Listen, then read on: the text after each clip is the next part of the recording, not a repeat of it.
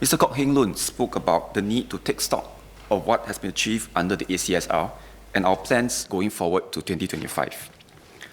Our efforts under the ACSR are bearing fruit. More Singaporeans are attending arts events and visiting our museums and heritage institutions. Our surveys have shown that 8 in 10 Singaporeans attended an arts event or activity in 2015. In the same year, museum visitorship also reached an all-time high of 3.75 million. More Singaporeans also believe in the value of the arts and culture.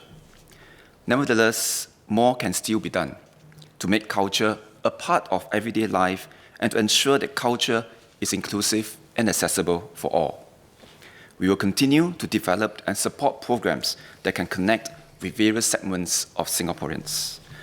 Mr. Kok also spoke about involving non-Singaporeans in the arts programs. Through the presentation and participation front, NAC recently supported Couple Chat Party by the Octopus Residency, a ground-up initiative that aims to foster a sense of community in Little India, whether for residents, patrons, or visitors. As we broaden community outreach and accessibility, we agree with Mr. Kok on the value of arts and culture. This is MCCY's mission. Over the years, we have expanded the space for artistic expression and divergent views. At the same time, however, we need to be mindful of our social and cultural contexts and balance this with mutual respect of views and social harmony. While we acknowledge that the arts can be a good platform to teach critical thinking and promote deeper understanding of issues, it is also important for the content and presentation to be context and age appropriate. We will continue to work with various stakeholders to bridge this understanding so that we can enlarge the common space for artistic expression and foster better appreciation for the value of the arts. And we applaud the work that Mr. Kok's theatre company, Drama Box, has undertaken to address sensitive issues such as race-based tensions, conservation and development through forum theatre, and we hope to learn more from their experience. I'd like to refer to Mr. Leon Pereira's question. NAC funding guidelines are published and are part of the funding agreement between NAC and the grant applicants. NAC seeks to enlarge the space for the arts to flourish without compromising on social cohesion and stability. As such, NAC does not fund activities which undermine public institutions, political parties, or figures regardless of political affiliation. We believe that confidence in public institutions is fundamental to the future of Singapore. Madam Chair, the ACSR has funded many initiatives to raise arts excellence. In 2015, Singapore returned to the Venice Biennale. The recent Singapore Biennale 2016, which presented 10 Singapore works, has just ended with record visitorship numbers of more than 614,000 visitors. In 2016, the Singapore International Festival of Arts featured 20 productions, including collaborations between Singaporean and international artists, such as Brian Otong Tan's Tropical Traumas, a series of cinematographic choreographies, which was presented at Ron Arrad's 720 degrees stage at Gardens by the Bay.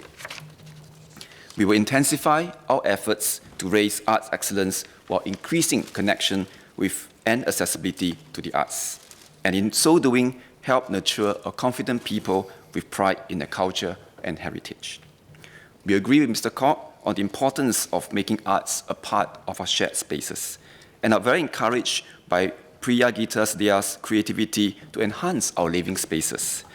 Understandably, there could be concerns from residents that the local town council need to address. Hence, we encourage young artists to work closely with the precinct and space managers to enliven our community. One recent example is young artist Jackson Su, who worked with the property owner to develop a large-scale mural along Racecourse Road, which was supported by NAC's Matchbox grant. NAC will be happy to facilitate this process. Mr. Kok asked for an update of the proposed Traditional Arts Centre. NAC worked closely to support all affected arts groups from the Stanford Arts Centre throughout the upgrading process. Most of the affected arts groups have either moved into other NAC art spaces or have found spaces through private leases. The last tenant vacated in end November last year. Since then, NAC has completed a feasibility study and will be starting refurbishment works. When the new Stanford Arts Centre is ready in mid-2018, it is envisioned to be a vibrant space for the performing arts, especially traditional arts. It will bring rich performing traditions closer to the community and support innovative content creation while deepening its relevance in modern Singapore. One idea is to have a residency program to help seed new collaborations and compelling content. NAC also hopes to get the local Waterloo community more involved through the incubation of community arts projects. Next, I would like to address Mr. Kok's point on developing artistic leadership in our major cultural institutions. We agree that it is important to have these institutions represented by individuals who are passionate about the arts and culture.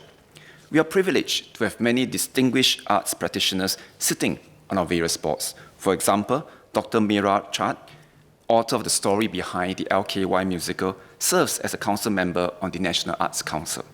Mr. Gaurav Tripalani, Artistic and Managing Director of the Singapore Repertory Theatre, serves on the board of the National Heritage Board. And Ms. Aidi Mohammad Saleh Mosbit, a highly regarded playwright, director, actor, writer, designer, educator, and also Young Artist Award winner, serves on the board of the School of the Arts. Besides having a good understanding of the arts and culture, it is important that board directors also represent diverse views and offer skills that are fundamental to good governance, such as in audit, finance, legal, audience development, and philanthropy. Madam Chair, leadership positions in our cultural institutions are critical functions that require not only a good understanding of the arts and culture, but also administrative skills and whole person capabilities. The Chief Executive and Artistic Director oversee the implementation of our cultural policies and set the programming direction. They are our main interface with the artistic community, patrons, and audiences. They are responsible for stewardship and governance of public resources. It is therefore important to identify the right candidate for these key positions. We are cognizant of the need to develop a pipeline of cultural leaders in Singapore. That is why in 2015, MCCY set up the Culture Academy to nurture the next generation of cultural leadership in the public sector. We also agree with Mr. Kok that producers play an important role in the vibrant arts and heritage ecosystem by helping our artists put their works out. Besides NAC's Creative Producer Development Program, our cultural institutions like the Esplanade Theatres on the Bay also play a role in developing such expertise. For instance, the Esplanade co-commissions productions and shares risks with producers to develop a canon of Singapore works. Beyond our shores, the Esplanade NAC also paved the way for producers to connect with international markets. This approach helps to develop a pool of producers who can contribute to art making both locally and internationally. As Mr. Kok highlighted, our arts and culture landscape today is a product of the legacy of many artistic pioneers. It is the amalgamation of efforts of not just artists, but also a wide range of other professionals with creative, management, and technical expertise. We recognize the contributions of these individuals who have been working tirelessly behind the scenes. They can be great mentors to our future generation of cultural professionals. We will continue to look at platforms to recognize them and help them share their expertise with the artistic community as well.